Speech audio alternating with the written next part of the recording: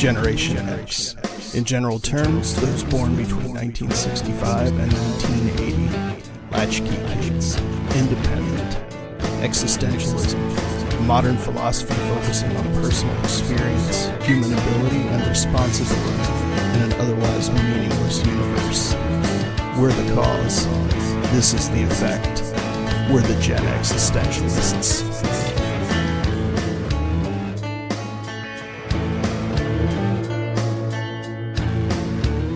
Welcome in, everybody, to the Gen X-istentialists podcast. My name is Scott. And I'm Bunny. And we are here to entertain via improvisation for the next 20 minutes or so, giving you a Gen X point of view on life, the universe, and everything. It's like, whose line is it anyway, except it doesn't make you want to commit suicide afterwards.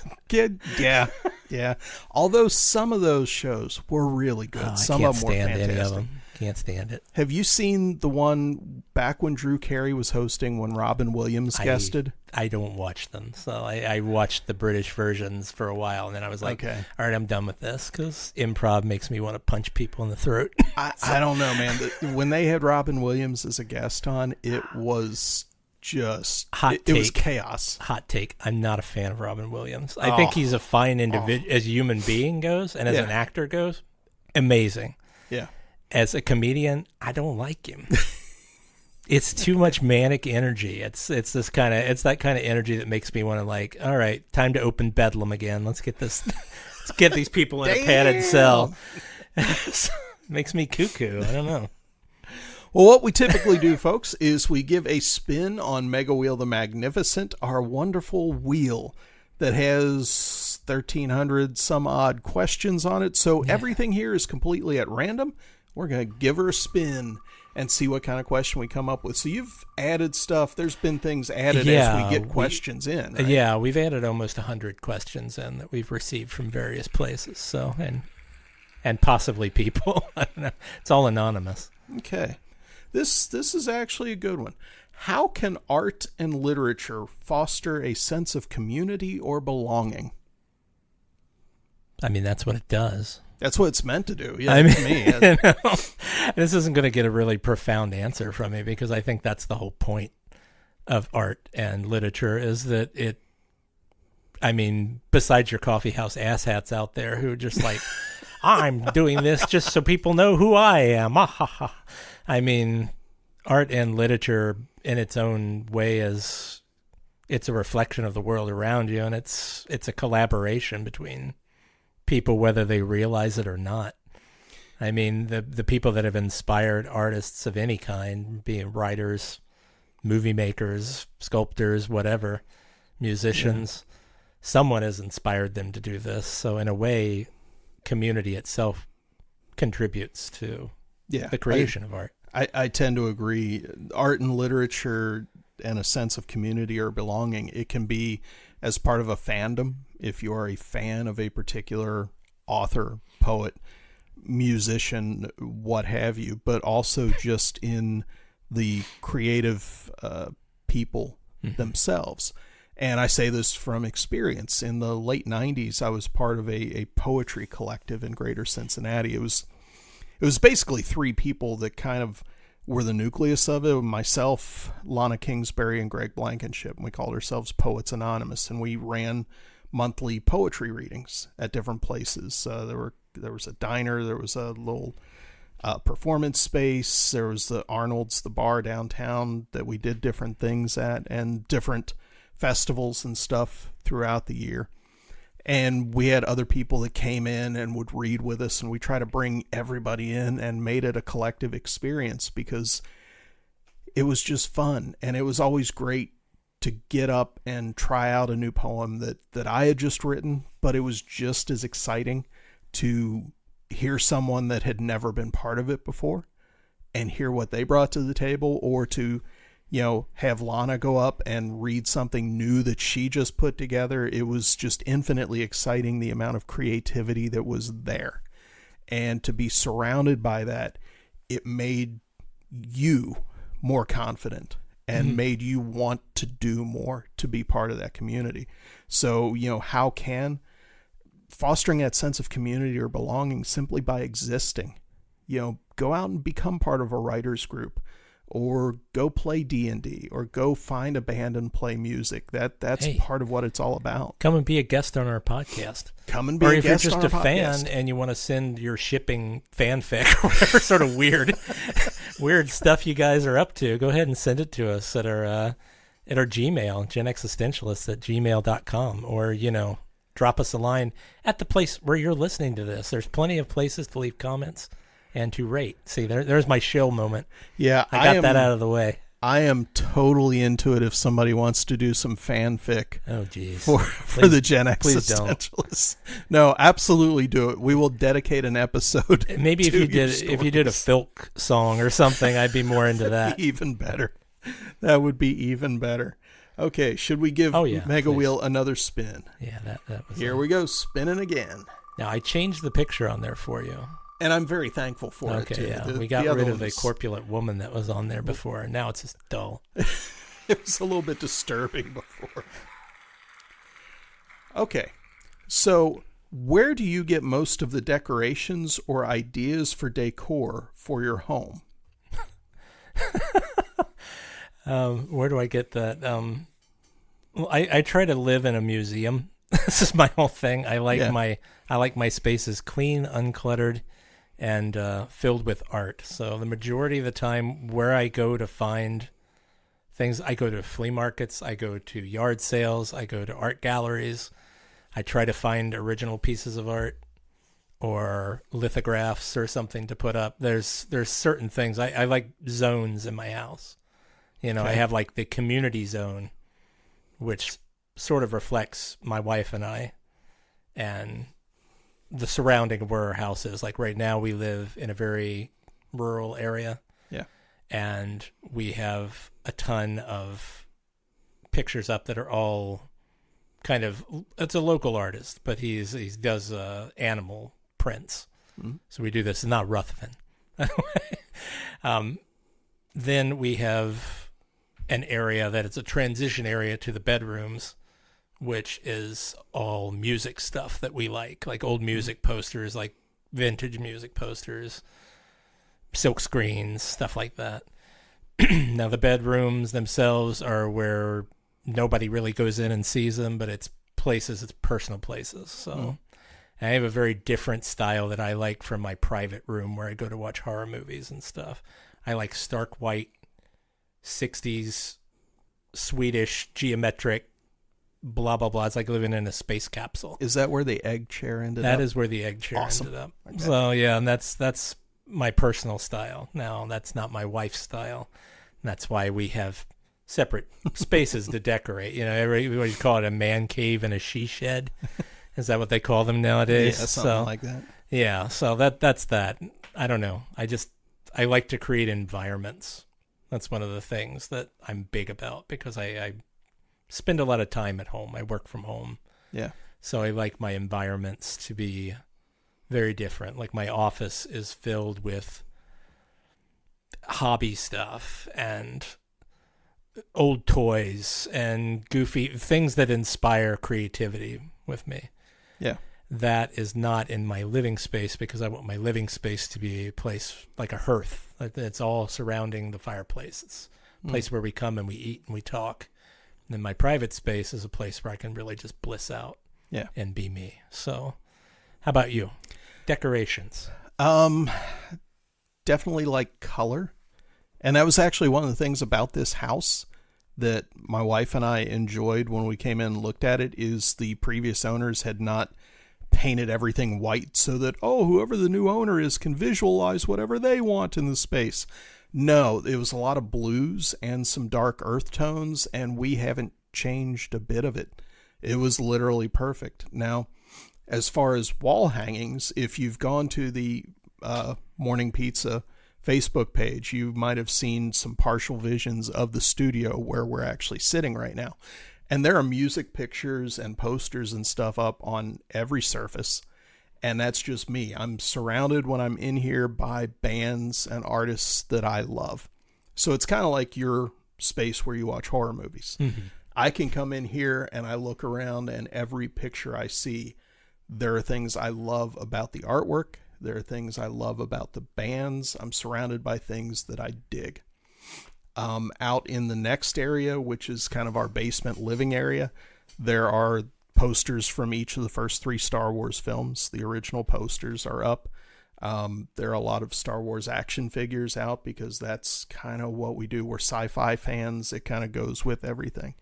There are other music and George O'Keeffe stuff and Jim Dine stuff upstairs that fill the areas. In our library, there are obviously books. So it really varies. And between Tracy and I, we always look at stuff like, what do you think would go good here? We kind of figure out what would fit. And it's a little bit chaotic, but I think we both enjoy that too.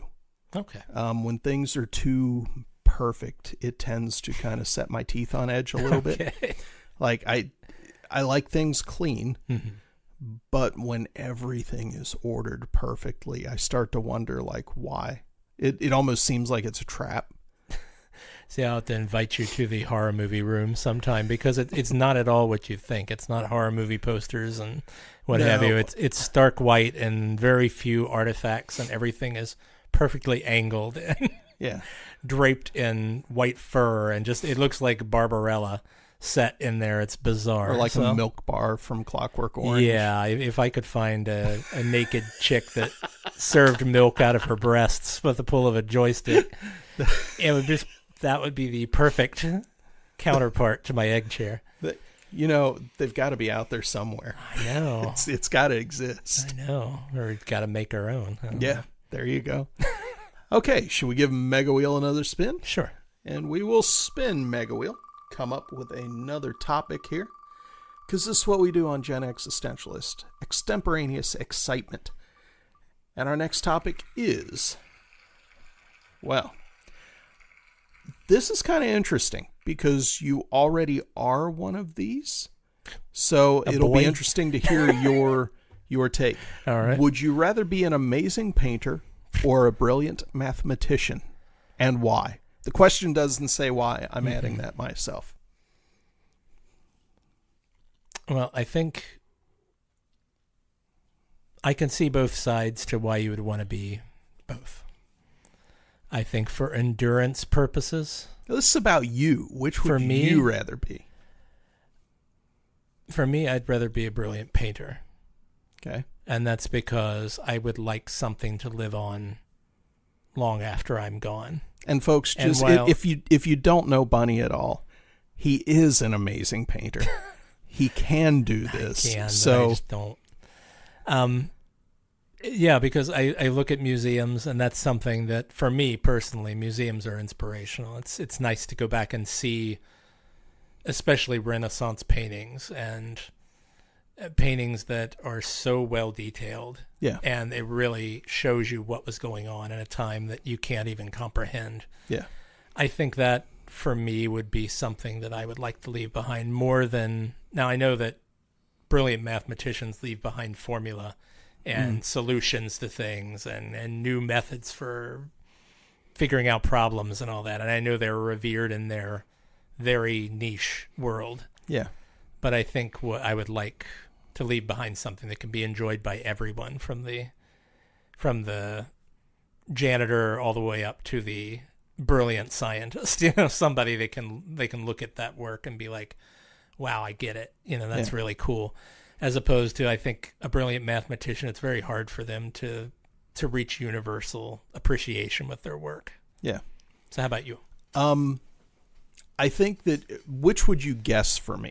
I would guess mathematician. Okay. See, I would think that typically people would go, well, Scott, he's a poet. He writes music. He does all this stuff. He'd want to be an amazing painter. And that is a big gap in my creativity, is as far as visual arts, I can literally barely handle a stick figure. And I always wished that I could do more visually and be more effusive and effective in a visual medium. But I would rather be a brilliant mathematician, because math has always been the bane of my existence.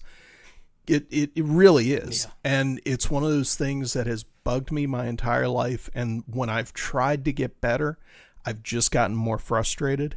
And the thing that kills me about it is one of the things that really interests me is astronomy. And I've never pursued it beyond just a kind of fanboy stage, because when you get into the nooks and crannies and the nuts and bolts of it, so much of it is mathematical stuff that is just, I can go from standing on the beach to suddenly I'm a million miles out in the ocean swimming against the current because I don't understand the math and I don't understand those aspects of it. And so I just stop. So yeah, I would rather be a brilliant mathematician, even though I appreciate the art. The math, I think, would be more what I want. All right. So interesting question. Yeah, definitely. Do you remember? Is that something somebody? It seems like something somebody would send in, kind of directed at us. Thing. Yeah. Yeah. We will give Mega Wheel of Magnificent another spin. I kind of like using this with the applause and everything at the end. Okay. As opposed to the other sound effect. This kind of works out. But I think we did this one already. What's one thing I don't already know about you? Yeah. I think we did that a few episodes ago. So that has been deleted now. We will spin again.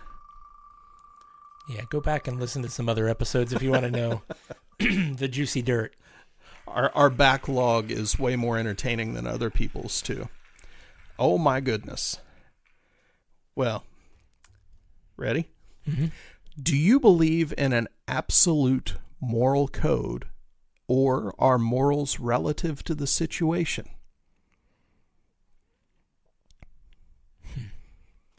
Yeah, it's yeah, that's a sticky one, because I do believe in a basic absolute moral code. Yes, I do believe that this is gonna bring up a lot of ire, but I think it's very much like the Ten Commandments and stuff. I think they're very good rules to live by. The actual Ten Commandments in the Bible, or the ones that people talk about that they want to get posted somewhere? I think every religion has their own version of the Ten Commandments. And I'm not as familiar with Islam or Judaism or any of that stuff. The Ferengi religion. I'm not well versed in all these as I should be, or as I want to be. But I think there's a basic moral code that you should treat others as you wish to be treated. That's a golden rule.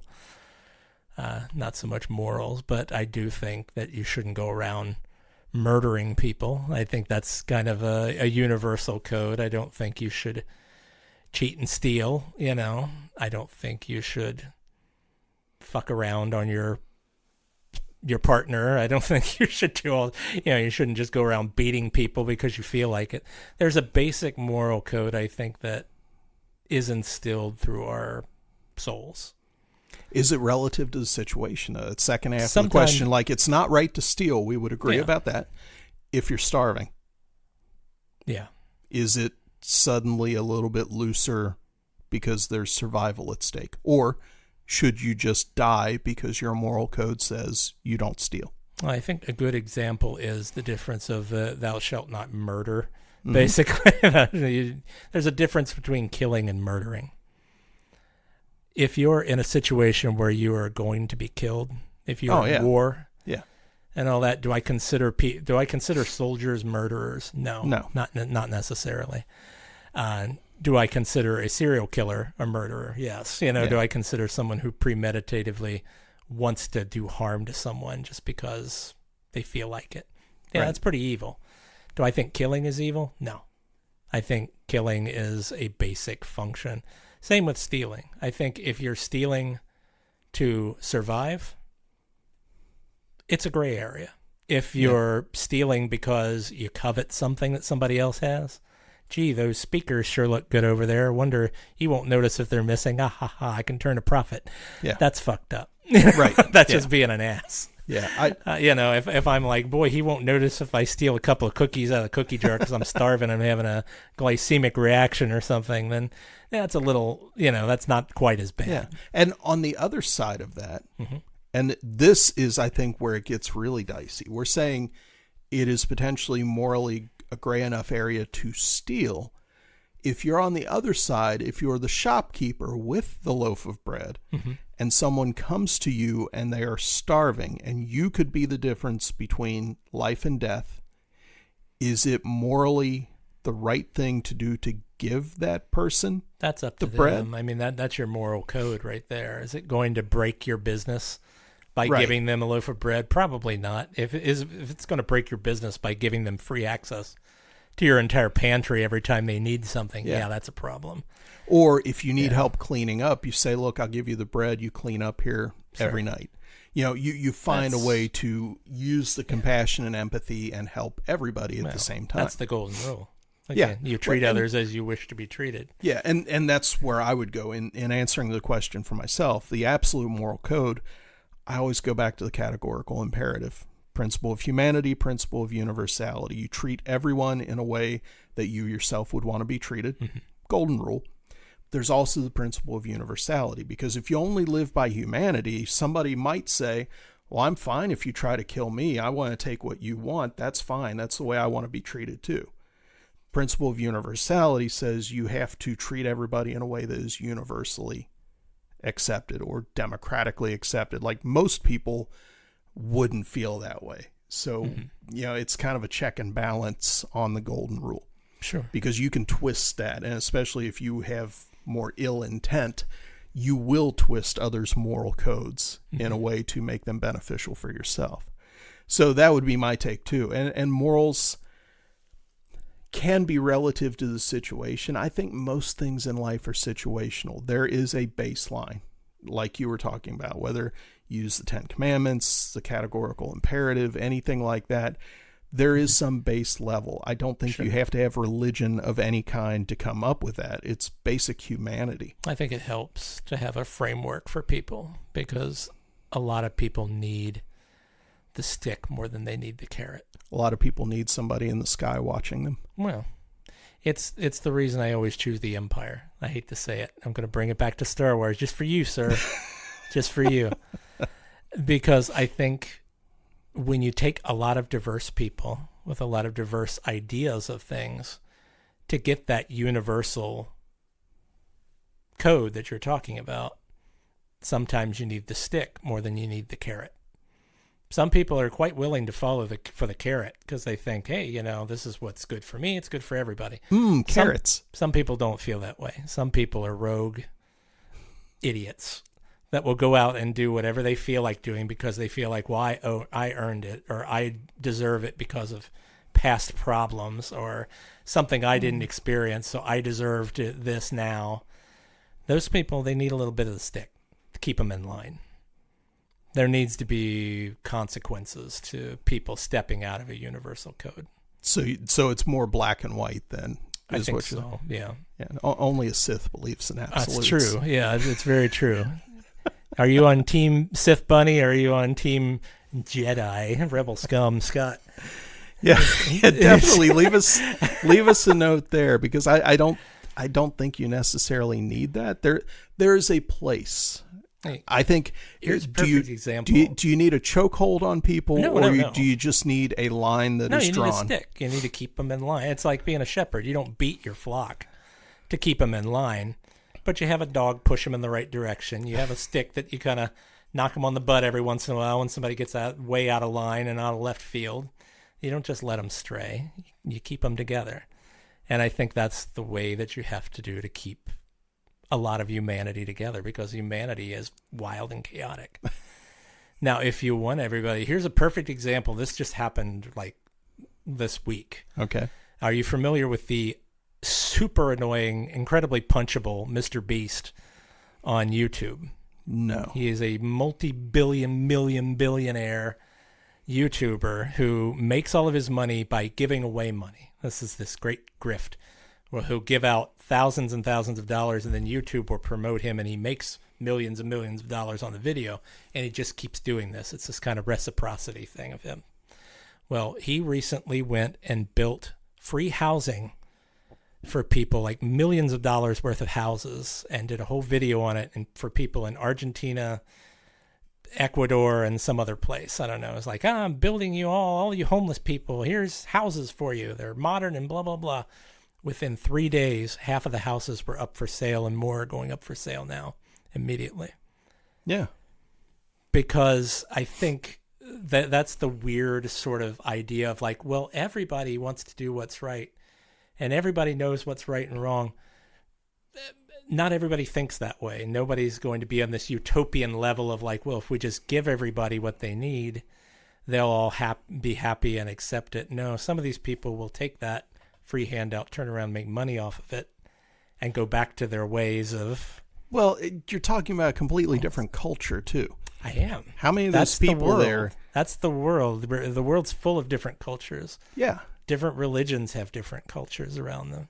Well, hell, different religions can't talk amongst themselves and come to a consensus. So taking it back to the moral code, is it an absolute or is it loosey-goosey? It's somewhere in between. There is a moral code. Do what's right. And what's right can be a little bit, can stand on sandy ground depending on where you're at and what the situation is. But I think you can still break most situations down to right and wrong. Is it wrong of any of those people to be selling those houses?